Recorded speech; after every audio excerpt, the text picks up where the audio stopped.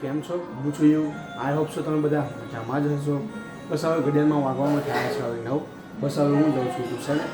બસ મેં ચા નાસ્તો કરી લીધો છે તો મળીએ આપણે સીધા ત્યાં. મિત્રો ઘડિયાળમાં વાગ્યા છે હવે 11:15. બસ હવે હું જાઉં છું ઘરે તો મળીએ આપણે સીધા ત્યાં. ઘડિયાળમાં વાગ્યા છે હવે 11:15. બસ હવે હું ખાઈને જઈશ જોબ ઉપર તો મળીએ આપણે આગળ. મિત્રો ખાવામાં છે આજે ખીચડી છે, રોટલા છે, રીંગણ બટાકાનું શાક છે.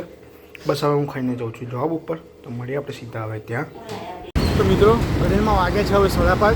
બસ હવે હું જાઉં છું ગોડાઉન ઉપર બેગ ને એવું ભરાવાનું છે કેમિકલની. કાંડો મેં ગયો હતો એક ઓફિસ છે તો મારા શેઠ જોડે ગયો હતો કામથી એટલે બ્લોગ બન્યો નથી ત્યાં આગળ. બસ હવે હું જાઉં છું ગોડાઉન ઉપર તો મળીએ આપણે હવે સીધા ત્યાં. મિત્રો બસ હું આવી ગયો હતો ગોડાઉન ઉપર.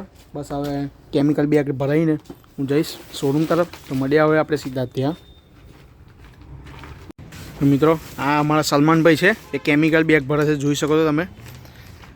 આ ઇન્ડસ્ટ્રીમાં ઘણો ખરો અનુભવ ને બધું છે, જોઈ શકો છો તમે. ટ્રેનમાં વાગ્યા છે હવે 6. બસ હવે હું જાઉં છું ઓગોડા સિટી. મારે એક સેમ્પલ આપવા જવાનું છે ત્યાં આગળ ઓફિસમાં. બસ હવે આ સેમ્પલ છે, બસ હું સેમ્પલ લઈને જાઉં છું હવે ઓગોડા સિટી તો મળીએ આપણે હવે સીધા ત્યાં.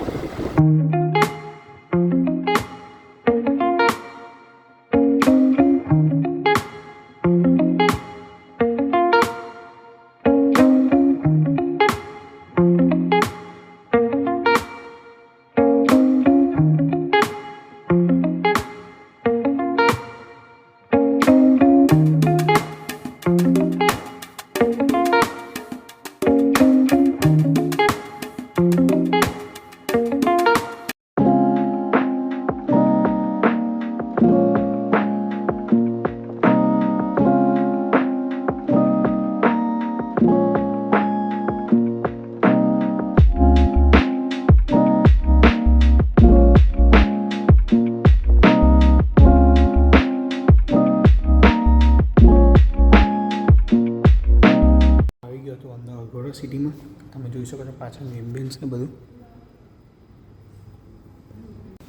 તો મિત્રો જોઈ શકો છો એનું એમ્બિયન્સ. તો મિત્રો હું આવી ગયો હતો અગોડા સિટી. બસ હવે હું સેમ્પલ આપીને નીકળ્યો છું. અહીંયાનું એમ્બિયન્સ એકદમ 5 સ્ટાર ટાઈપ હતું, એકદમ ઝકાસ હતું. તમે જુઓ તો જોયા જ કરો એવું મન થાય એવું હતું. એકદમ ક્લાસિક અને આમ સિમ્પલ સોબર બહુ એન્ટિક ટાઈપ હતું. મને ગમ્યું એનું એમ્બિયન્સ ને બધું ટાઇલ્સ ને બધું લાગ્યું હતું, બહુ સારું એવું હતું. તો મળીએ આપણે સીધા આપણે હવે આગળ.